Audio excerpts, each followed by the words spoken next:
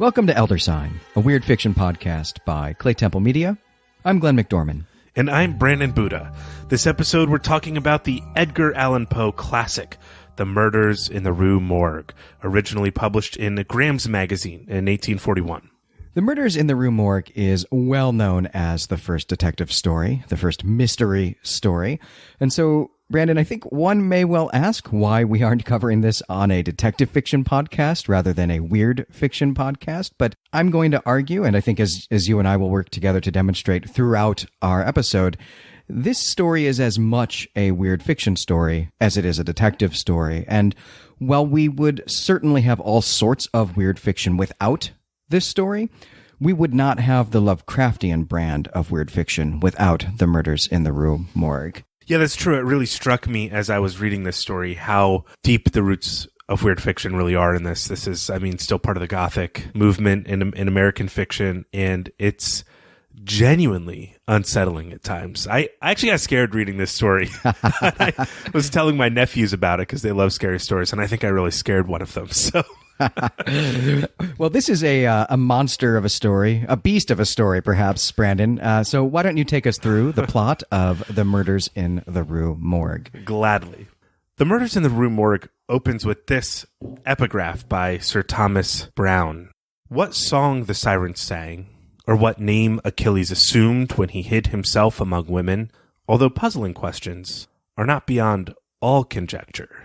Yeah, this is a fun epigraph, Brandon. So Thomas Browne is was, I suppose we should say, a 17th century physician who was fairly important in the intellectual culture of England of his day. And I think, though, what matters most here is the epistemological gauntlet that Thomas Browne, and by extension Edgar Allan Poe, is throwing down here, suggesting that even if we can't find evidence of a thing, that does not mean we can't know or understand a thing. And this, more or less, as an epigraph is supposed to do, tells us what the story will be about as we follow our detective through his logical exercises. But I want to also point out here, Brandon, that this quotation, this line, comes specifically from a book of his called Hydriotaphia, which is ancient Greek for something like the burial of a water jug, or really probably more correctly to say something like the gravestone of a water jug. And in this work, Browne catalogs and discusses all the burial customs known to him. And he ponders why humans are so obsessed with the corpses of the deceased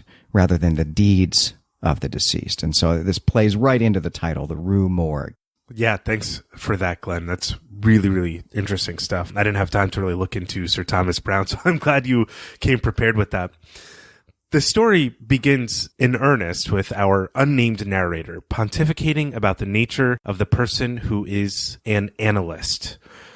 In the same way that a strong man exults in his physical ability, so glories the analyst in that moral activity which disentangles. The analyst is further characterized, according to the narrator, by their fondness of enigmas, conundrums, hieroglyphics, and any difficult puzzle where they can put their skills on display.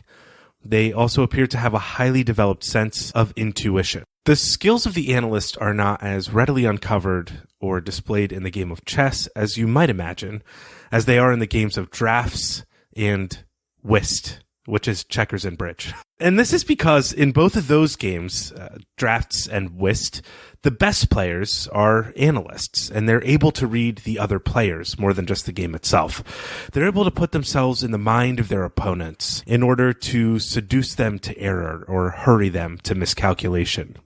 Furthermore, they're able to keep track of the many disparate pieces of information in order to make the best types of decisions once the playing field is established.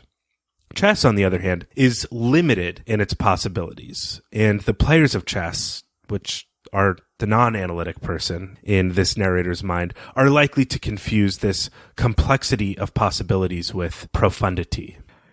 Brandon, I am not sure I buy this argument one bit, and I'll just point out one thing here that I think really bothers me about Poe's classifications here of intuition and analysis. And one of the things that he really harps on here at the beginning is that an analytical mind works from a method. And then he goes on to tell us that someone who is good at playing bridge or poker is a really analytical person because he or she can read other people's facial expressions and get in the mind of the other players. That is not analysis. That is intuition. You can only do that if you are playing bridge or other card games with someone who is a part of your culture and who makes similar facial expressions. If we put Edgar Allan Poe or his hero detective in this story to play a game of bridge against a Martian, C. Auguste Dupin would not fare very well, at least not based on this reasoning. That's true. There's some odd technical language being used here, I think, in this introduction before the narrative really kicks off that calls back to Kant's critique of pure reason. That Edgar Allan Poe, it feels like he just read it and then invented a detective. I think that's why Poe goes into such great length to talk about these games here, because it's not just the rules of the game, like in checkers, that method can be applied. That's only to the game itself. But these other games that Poe is talking about take into account the whole of the human experience, given certain limitations, many of which you brought up.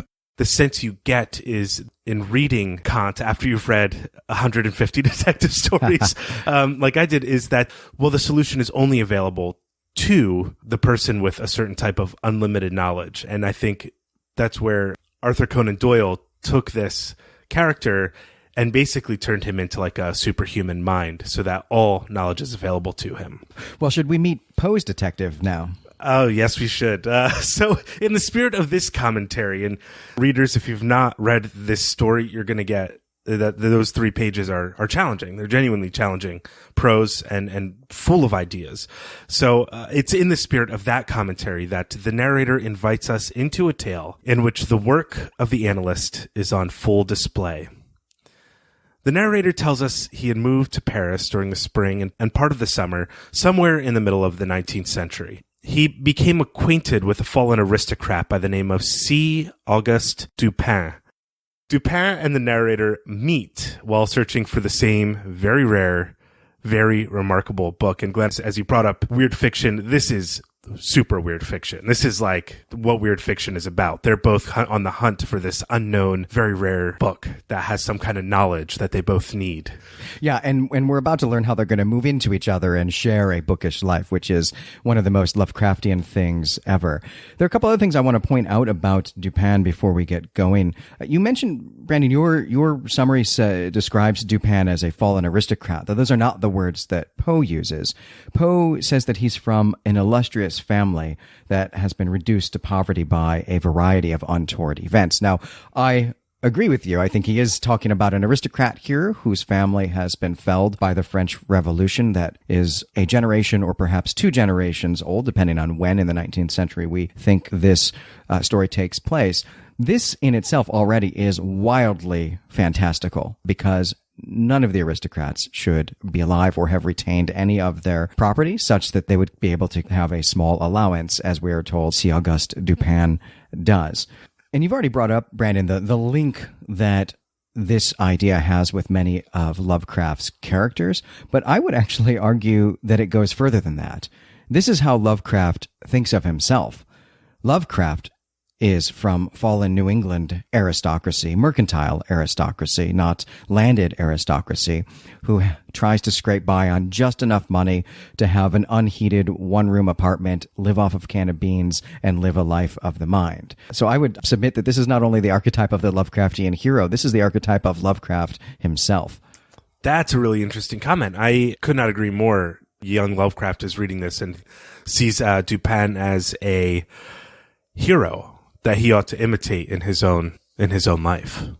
Yeah, I think one of the ways that we can see that happening here with Dupin is that despite having to live a meager existence, this bookstore that he and our unnamed narrator are shopping at is on the Rue Montmartre, which is an avenue that runs in the first and second arrondissements in Paris, very close to the river and in a very posh, very touristy part of town. So this is not an inexpensive bookstore. And the cafe that's across the street that maybe he's going to have breakfast at is also going to be an expensive cafe. And so this is a person who on the inside or in private has to lead a shabby life, but on the outside wants to continue to have sort of the trappings of his birthright, which again is, I think, points to Lovecraft. Yeah, great point. I think we're told that Dupin only allows himself books as kind of his sole luxury in life. But it's probably books and breakfast because they go too well together. So the narrator and Dupin continue to run into each other, kind of looking for books or about town, and they get to know each other. And as you mentioned, Glenn, the narrator offers Dupin a place to stay in a, quote, time-eaten and grotesque mansion that the narrator is renting. And it suits them both. And the isolation of the mansion allows them to keep these strange hours where they sleep or read during the day and they walk the city by night. Yeah, the mood and the description in that passage about the house, Brandon, is fantastic. I actually want to read the rest of that line because I think there's even more to it. As you say, Brandon, it is a time-eaten and grotesque mansion, long deserted through superstitions into which we did not inquire, tottering to its fall in a retired and desolate portion of the Faubourg Saint-Germain. And what I think is really great about this is that right here, right from the start, not only are we getting mood and this really beautiful prose, but we're being taunted here, despite our opening about reason and analysis, we're being taunted here by Poe with superstitions. This is a haunted house. That's why no one will live in it, and they can rent it very cheaply. It's fantastic. I wish this story would have been about these guys finding desiccated corpse in the house, and then it led to some redemptive treasure to bring Dupin back to glory, or in some way you get this sense. I mean, this is a real Scooby-Doo house that these guys have moved into. Absolutely. Yeah, I want to point out one more thing about the house before we move on, Brandon. Which is just to say that the Faubourg is in the 7th arrondissement, and since the 18th century, since even before the French Revolution, this has been the poshest of posh places in Paris. It's got the largest mansions. It's where the aristocrats would live. And even after the Revolution, this became the posh neighborhood of the new commercial and industrial elite who replaced the old regime. So they've rented a dilapidated house in the best part of Paris, which is essentially also a metaphor for Dupin's family history. Well, there's one more thing I want to say about the house before we get into the real heart of the story, which is not going to happen till I allow our narrator and Dupin to go on their evening stroll. But there are two lines in this stage setting bit here that I think are really interesting. The narrator says that he carefully kept the location of this house a secret from his own former associates. And he also says that his business was seeking in Paris the objects I then sought. And I wonder, what are these? What is he in Paris looking for? And we never find out. But these two lines to me seem like he's in Paris on some sort of secret mission or something. And I want to know, what is his backstory? And someone has probably already done it. But this to me seems like a great opportunity for some fan fiction. And I would love for listeners to take us up on that invitation and to send us some stories. Yeah, who is our narrator? Is he an American spy in Paris, perhaps? Why is he hiding from his associates? Just a lot of questions brought up in these first now 2 pages of the real narrative of this story, or at least the titular narrative. Yeah, I suspect the title he prefers is Expert Treasure Hunter. Yeah. That's the title I think we all wish we could have. So one night, while Dupin and the narrator are on their evening walk, after about 15 minutes or so of walking in silence, Dupin comments upon the unspoken thoughts of the narrator. And the narrator is astonished by Dupin's ability to know precisely what the narrator was thinking about. And as it happens, the narrator was thinking about a midget former cobbler who had become an actor and was not suited for tragic theater. Dupin walks the narrator through his thought process, and this is something that Poe elsewhere calls ratiocination. Not in this story, though. It's not mentioned in this story. Through some close observation of the narrator's body language and an understanding of how the narrator thinks based on their endless conversing and conversations, Dupin is able to clearly explain how he arrived at his comment about the ex-cobbler turned actor, and it's a pretty lengthy explanation. It involves Orion, a fruiterer, cobblestones, paving stones, and one or two other things. And it's a little ridiculous. Right. I think ridiculous is definitely the right way to characterize this. Brandon, Dupin's analysis of the narrator's train of thought is insane. It is definitely ridiculous. Frankly, I think it's rather silly, but it has at least one reference that is significant for one of the themes of the story, and especially the theme that is at the heart of the cosmic horror brand of weird fiction. So we're going to come back to that in the discussion, so I want to draw just a little bit of attention to it here, and that is that Dupin mentions the atomist theories of the Greek philosopher Epicurus, and we will talk about those in the discussion. There's one more thing that I want to point out here about Dupin while they are out taking their walks. This section, the narrator describes Dupin as having a bipart soul, and he imagines these parts as the creative is the one part, and the resolvent is the second part. And resolvent here meaning not merely, to solve, but to break into parts, to break down actually into its original parts is really what the meaning of that would be. But it is a destructive impulse rather than a creative impulse. So there's a creative and a destructive impulse here. And the narrator ascribes this to what he describes as an excited or perhaps a diseased intelligence. And this is the blueprint of the detective from here on out. Someone who is too intelligent to be well adjusted to society. It is all right here in this one paragraph. Yeah, it's wonderful. The opening of this story is a blueprint for the great detectives that come after Dupin. And then it just really tightens the screws about the archetype of this character. Well, the two men continue their routine. And a few nights after the night where Dupin's analytic skill is on display, though I'm assuming it's a few nights after, the text just says not long after, the two men read about extraordinary murders in the evening edition of their newspaper. The murders have taken place on the 4th story of a house in the Rue Morgue. Only 2 women, a mother and a daughter, lived in the house. After hearing some screaming from the home, several neighbors and 2 gendarmes break down the door of their room only to find the apartment in disorder. There's a blood-smeared razor, thick tresses of gray human hair, and 4,000 francs of gold lying on the floor. So the murder is pretty shocking. All right, I'll give the story that. But Brandon, to me, what I think is the most shocking thing that happens here is that Poe stops telling his story to just reprint a newspaper article for like 10 pages. Call it pastiche. He was way ahead of his time. Yeah, I mean it's really jarring, I think, to a modern reader. I don't dislike it. This is one of my favorite stories of all time. But you couldn't publish that story today if that's what you decided to do. So it's a really strange and really interesting narrative technique. He gets points for being first, I think. Yeah, that's how it works. So more information is revealed in this section of the story where they're just reading the newspaper for a couple days. They discover the daughter was stuffed up a small chimney chute, which we later discover was not big enough for even a large cat. And she was stuffed up there feet first. To me, this is the image that haunted me the most in this story. Genuinely chilling writing and imagery around the daughter being found in the chimney. And she's an adult woman, I should say, as well. Yeah, this breaks the rules. It breaks maybe not the laws, but it certainly breaks our expectations of physics.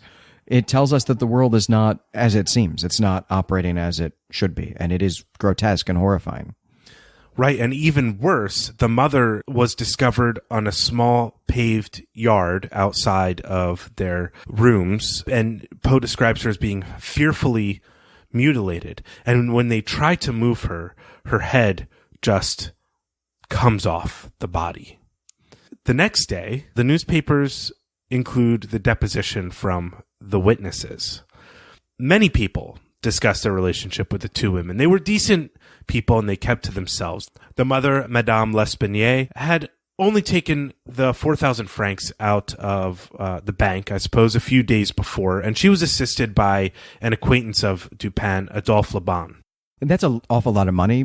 4,000 francs in, more or less 1840 when the story is written would be today about $50,000. So there is a question right away of what Madame L'Espanaye needs with all of this money? Why does she need $50,000 in cash in her house right now? Right, especially because she owns this home and they don't even need lodgers. It's just two women living alone. And the really only information we get about her occupation is that she reads fortunes occasionally. Yeah, she might read fortunes Right. occasionally. There's some, this is in dispute, as the witnesses reported in the newspaper article tell us. That's right. And all of the people also note that they heard two male voices. One was clearly a Frenchman. They heard him shout "Sacre" and "Mon Dieu." And the other voice, though, was shrill. Though many of those deposed were not natively French. One is Russian, one is Italian, one is Spanish, and none of them can place the language or the words spoken by the second person in the room. We further learn that Madame L'Espinier's throat was cut with a razor, the razor that was in the room, and it was cut with such force that it separated the body from the head. And we also learned that her daughter was strangled before being stuffed into the chimney. So there's some real Gothic elements in this description, Brandon. I think we've already pointed to the question of whether or not Madame L'Espinier is a fortune teller, and she seems to have hidden money. She's got this $50,000, this 4,000 francs in cash and gold in the house. All of this is very Gothic, family mystery. Where does the money come from? Are they up to supernatural things in the house? Why is this adult woman unmarried? These are all tropes of Gothic horror. We could find these things in a novel by any one of the innumerable Bronte sisters. There is also these words that everyone overhears that you pointed out, Brandon. We hear sacre, we hear mon Dieu, and we hear diable.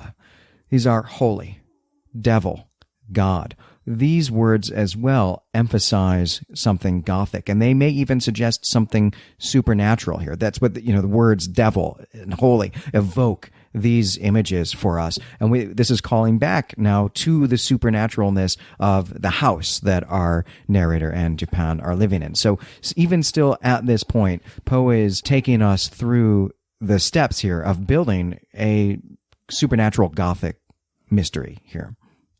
Yeah, it's a real pleasure to read once you really get into the narrative. Yeah, it's masterfully done. Oh, man, it's real good. So Dupin and the narrator follow the developments of this case with interest, as all of Paris does. But it's not until Dupin learns that Adolphe Laban, his acquaintance, is arrested, that he decides to actually put his talents to use. Dupin explains to the narrator that the Parisian police are not up to the task because their methods are ultimately ill-adapted to certain types of crime. They can't see clearly, and they suffer the same mistake that our narrator brought up in the beginning of calling profound what is merely complex, and this profundity seems to excuse them from further investigation. In this section, Dupin also brings up his clear real-life predecessor, Vidocq, who was this great kind of French detective, kind of a real figure in French life in the 19th century. Yeah, I think Dupin is really actually even says that they don't have any method at all, and that the successes they do have are the result of guesswork and intuition, and not the result of this analytical method that he talks about at the beginning of the story. And there's one thing here I want to point out as well, and this is just me speaking as a historian. It's easy for us to read this story and think, yeah, of course, the police are incompetent because this is it's a detective story. The police have to be incompetent. But the point that Poe is writing in this story, police forces are a new thing. Most cities on the planet don't have police forces when Poe is writing this story. The Parisian police force is founded only in 1800 under Napoleon, so 40 years prior to the writing of this story. And we don't actually know when this story takes place, other than that it's sometime between 1800 and 1840. And so it's quite possible that these police that Dupin is being so critical of course they have no method, because that science hasn't been invented yet. But I think that what's interesting here to me as a historian is that what we're getting here is not just Poe needing a foil for his detective. Poe is calling into question the legitimacy of policing. The police can do nothing to stop these kinds of brutal events from happening, which I think is at least part of the criticism of this story, is what value is the police if they can't stop crime and if they can't solve crime? Like, what is the real need for them? Especially if they're not looking for the best people for the job. This trope exists today in full force. I'm currently rewatching The Wire, and this is a big theme of The Wire as well, is who are the police and what are they doing? Sherlock Holmes, this is definitely a big trope of the reboot of Sherlock Holmes. This is still a part of both the CBS version and the BBC one, involve kind of the incompetent constable or police detective who needs to rely on the outsider because they don't have the resources they need to get the job done. Poe just invents this out of whole cloth in this story. Yeah, he does, and it's ingenious. But I think the thing that I'm really pointing to is this is a historical moment where we watch these shows, we read these books, we maybe even think the police aren't often all that good at what they do because if you're really smart, you can get a job that pays better or something like that. But we aren't going to read about a botched murder investigation in the newspaper. We aren't going to watch The Wire and think, you know what, maybe we just shouldn't have police anymore. But Poe's audience would think that. That is what, like, the police, having a police force is not a given at this point in time. It's an experiment that maybe we could do without. And so I think here Poe is actually weighing in on that issue. I think he's actually being critical of the existence of police, which, you know, if I be allowed to indulge myself in a little bit of critfic, is perhaps because he spent a lot of time in the drunk tank in Baltimore. Right. Well, I think that's even further demonstrated by the fact that Dupin can just get permission from the prefect of police to go and investigate the crime scene here, which he does. So he and the narrator they get this permission and they go and look at the crime scene. And I think, while Poe doesn't explicitly narrate this, Dupin also is able to see the dead bodies, which is just astounding. Though his motivation is a little unclear, it's clear that Dupin really does want to try to free Laban from suspicion. Dupin himself has money troubles, and we get the sense that Laban is a good guy and has helped him out in the past. So the men investigate this fourth floor of the Rue Morgue and the surrounding area. And the narrator tells us that he doesn't really see anything that wasn't already described in the newspaper. But Dupin, he says, scrutinizes everything. And the narrator says that he's just learned to put up with these eccentricities and foibles of his friend Dupin. Dupin asks the narrator if he had seen anything peculiar at the scene of the atrocity, as he describes it.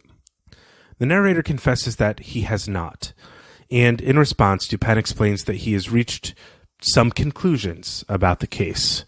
We also learn that they're now at home. They've left the crime scene. They're waiting back at home. And Dupin goes on to explain, as they're waiting at home, that there is a person that is responsible for the crimes that is not the perpetrator. And he hands the narrator a pistol and tells him he may need to use it if the occasion demands. And they're waiting for that guy to show up at their mansion. This is really nuts. Dupin solves he's already solved the mystery. He solves the mystery at about the halfway point of the story. And as you're about to recap for us, Brandon, he spends then several pages explaining his analysis. So the climax of this story is not figuring it out. This has already happened. So the climax of the story, the third act, is going to be who knows what at this point. And Poe relies here on this technique of kind of putting a clock on this exposition in order to keep the narrative itself flowing. Because if Dupin had not said, we're now waiting for this person to show up, here's a pistol, and then goes on to these 12 or so pages of exposition, I don't know if I would have been able to hang in there. Yeah, right. We're waiting to see the pistols used. Right. We expect that they're going to be used. We're going to have a very long speech of Dupin's explaining how he knows what has happened, even though the narrator can't make any sense of it. But at the end of that, the promise is, as you say, Brandon, the promise is those guns are going to go off. That's the deal. So Dupin then begins to unravel. He disentangles this puzzle of the murders in the Rue Morgue. There are a few problems that have stopped the police from being able to solve the crime for all their police work is worth. The first is the problem of the second voice. It is peculiar that all of the people deposed, though they all agree that it was not a Frenchman speaking, could not place the native origin and language of the speaker. Each spoke of the second voice as a foreigner. This is a clue for Dupin. The next problem is that of the locked doors and windows. How did the murderer gain ingress and egress from the fourth-story chambers? Dupin confirms that the chimney was too small and that they did not come and go via the door. This is what the neighbors all attested to. That left only one possibility, the window. At first, Dupin struggled to open the windows in the room. They appeared to be, as the police discovered, nailed shut. But because the only possibility for escape was through the windows, there must have been a way to open them. Indeed, Dupin discovers that the windows are opened by a concealed spring and that the nails are just for show. Though for it to appear that the nails in the window were not displaced, there must be something else going on as well. And what Dupin discovers is that the window by the bed features a nail that is broken, even though it appears to be whole, and that a person exiting that window could have closed it behind them, leaving none the wiser. But how did they get down from the fourth story? Well, Dupin tells the narrator that there are special shutters that are latticed and could easily provide a grip for one ascending or descending. Yes, these shutters are far apart, and they would require an unusual amount of activity to perform that feat of climbing up and down and jumping across them. But that must have been what has happened. Also, there's a lightning rod, which could be climbed. This is all pretty absurd here, Brandon, but I want to point out that I want to submit to you that this also is one of the most Lovecraftian things in this story. Poe goes on here for quite a long time about these peculiar kinds of shutters that are rarely found in Paris of the modern day, but are frequently seen upon very old mansions at Lyon and Bordeaux, and an obsession with and an intense knowledge of the most bizarre of architectural features is a hallmark of H.P. Lovecraft, and here it is in Poe as well. Yes, and it's also a hallmark of future detectives. I mean, Sherlock Holmes, I don't know how many times it's brought up that he just like smells perfume on his off time so he can be aware of all the scents. What you see in Sherlock Holmes is the preparation that goes into the mind of the great detective. And here in Poe, we just have Dupin's knowledge of the decrepit history of Paris and France. And it's wonderful. But there is a further problem, and that is with the motive of the crime. Why was it committed? The room was in shambles, we know, when the witnesses arrived, and there was nothing taken, including these 4,000 francs. Also, what kind of motive could explain the excessive outre nature of the murders? The beheading with a razor and a strangulation, lots of hair being pulled out by roots to the point of bits of congealed flesh that were left hanging at the base of the hair.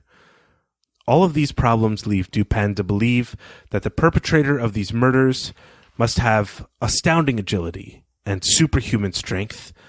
They must be void of humanity, and they must not speak in a tone recognizable by other men. Glenn, I think you were just about to sing the Twilight Zone theme song.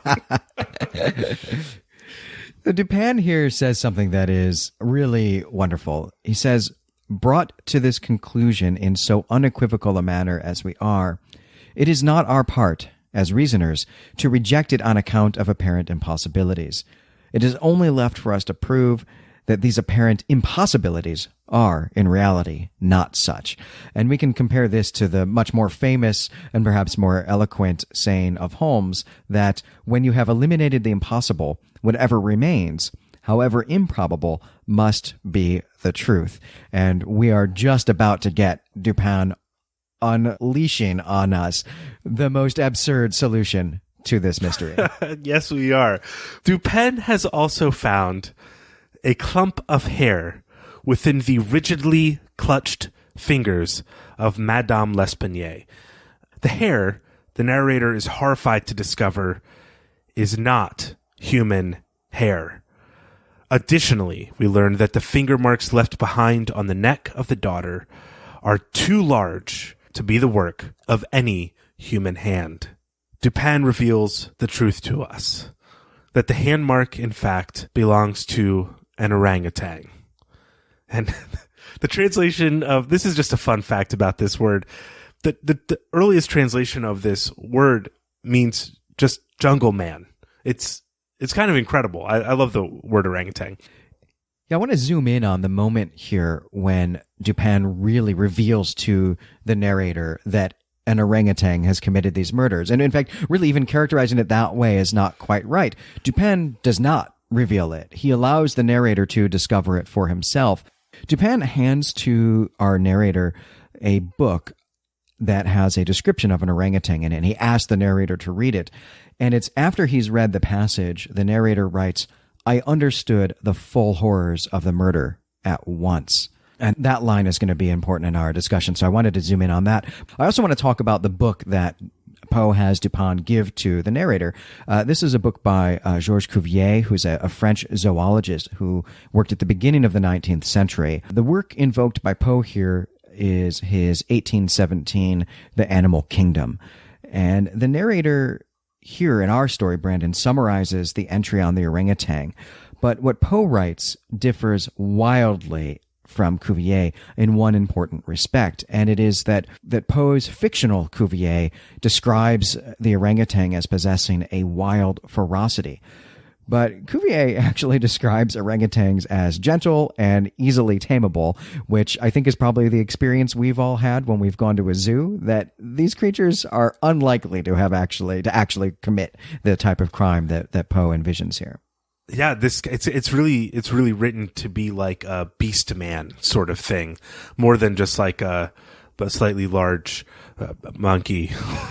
Yeah, that's right. And so I think that your explication here of the etymology of this word as the wild man of the woods, or jungle man, I think is how you translated it, is really more in play here than actually anything Poe has really read about the description of the animal. He's really taken the meaning of the word more than the description of these creatures. Yeah, that's what I think is going on here. But we learn that Dupin has a plan to lure the orangutan's owner to the mansion. He has deduced that the owner is a sailor. There's a little bit of physical evidence here that allows him to deduce this. And he has placed an ad in a newspaper read primarily by sailors, claiming that they have found an orangutan, Dupin and the narrator, and would like to return it to its rightful owner. And once again, Dupin demonstrates his ability to see the world from this other person's point of view, his adversary, perhaps in this case. And as he is explaining to the narrator why the sailor must come to the house, there is a step upon the stairs. They have left the front door of the house open. Yeah, there's a real detail in this letter that belies a knowledge on par with Dupin's knowledge of the various types of shutters used around France, which is that he has recognized not only that this is an orangutan, but he has recognized that it is a Bornese orangutan, or a Bornean orangutan, as we would call it, not a Sumatran orangutan, which is what we have at the Philadelphia Zoo. And so here he is just demonstrating the vast knowledge that he has of every imaginable topic, whether or not it will ever come into any practical use for him. But I also want to pair this use of Bornean, this identification, not just of the genus of great ape that's responsible for this crime, but the species of that genus that's responsible for the crime, with this detail about Malta. The sailor is a Frenchman, but he's on a Maltese vessel, and Malta is an island in the Mediterranean. It's a little bit south of Sicily, and the use of Malta here is an invocation of the exotic that is on par with the orangutan itself. Even though it's much closer to home, it's part of Europe in some sense, because the indigenous language on Malta is a Semitic language. It's not Indo-European, which is to say that the language that is spoken on the ship that this sailor travels on is as alien from the languages of the witnesses as is the orangutan's own noises, which I think is very interesting here. And something else that's, I think, just kind of fun to note about Malta here is that the island was ruled by a medieval military order from roughly 1500 until 1798, when Napoleon conquered the island for France. And this is just fun to point out because this is also the backdrop of the most famous of the hard-boiled variety of detective stories, the Maltese Falcon. It's interesting that you bring up the hard-boiled genre of the detective story, because one thing that I find favorable to the kind of Dupin archetype, Holmesian archetype of detectives that I find more favorable in hard-boiled fiction is that the limits are a lot more real. It's not the limits of the mind, it's the limits of the body in hard-boiled fiction, and that's something I typically appreciate more. It's a little more grounded. So as we can imagine, the sailor has arrived to the mansion, and Dupin confronts the sailor about his role in the murders at the Rue Morgue, also letting him know that he knows about the orangutan. And there's a nice little bit of prose here about the sailor absolutely losing it, losing composure, falling back, and Dupin says, no, it's okay. I just need to know. I'm not really interested in what you're going through right now. I just need you to tell me what happened. And so the sailor tells his tale to Dupin and the narrator. He and a friend had captured an orangutan in Borneo and smuggled it back to France on their ship. On this journey, the friend died, and so this sailor now was stuck with this orangutan. He moved the orangutan into his apartment and locked it in the closet as he was convalescing over an injured foot. One night while he's out carousing with his friends, the orangutan breaks out of the closet and goes to the bathroom to shave. The sailor comes home and sees the razor in the hand of the orangutan and is terrified because of the danger of that weapon represents being held in the hand of this wild beast. The sailor goes for the whip to try to quiet the creature, and instead it runs off, razor in hand. There's a chase through the streets of Paris, and finally this orangutan is attracted to the light that is on in the room of Madame L'Espanaye, and it climbs up the lightning rod and crosses the shutters and jumps in through the window near the bed. Madame L'Espanaye is in the other room going through some papers in her safe, and when she discovers this creature, she screams, and the ape gets her and tries to perform his little shaving operation on Madame L'Espanaye, and she struggles, and it makes the ape angry, so it severs her head with from her body with the razor. And now the daughter, who had swooned upon witnessing some of these events, was attacked by the orangutan. And then we're told the orangutan feels some remorse, and it thinks about the whip, and it tries to conceal the bodies. It stuffs the daughter up the chimney, and it throws the old lady out the window. So this ends the mystery portion of the story, The Murders in the Rue Morgue, and it's followed by just a brief epilogue. Yeah, just one thing I want to make sure we focus on in the events of the murder, which are all really horrific. I mean, this violence is disturbing. This level of violence is grotesque. But it all begins with the orangutan, with this non-human ape, attempting to imitate its human captor. That's a very good point. And trying to take that imitation with it out into the world, perhaps in some virtuous way. So in the epilogue of this story, we learn that Laban was released from prison and that the prefect of police is amused by the turn of events, and he's pretty sarcastic about it to Dupin. Dupin tells the narrator that that's fine because he's just satisfied that he defeated the prefect of police in his own castle. Although the prefect is perhaps a fool, Dupin admires him for one bit of cant, as he puts it. He admires the prefect of police for his ability to deny that which is and explain that which is not. And it's here that the narrator ends his tale. Yeah, we also learn in this epilogue, Brandon, that no charges of any kind are brought against the sailor. That's right. And the sailor is even able to sell the orangutan to the zoo for a lot of money. It's just an outrage. It is. So I got curious about this, and I thought, can I have a pet orangutan?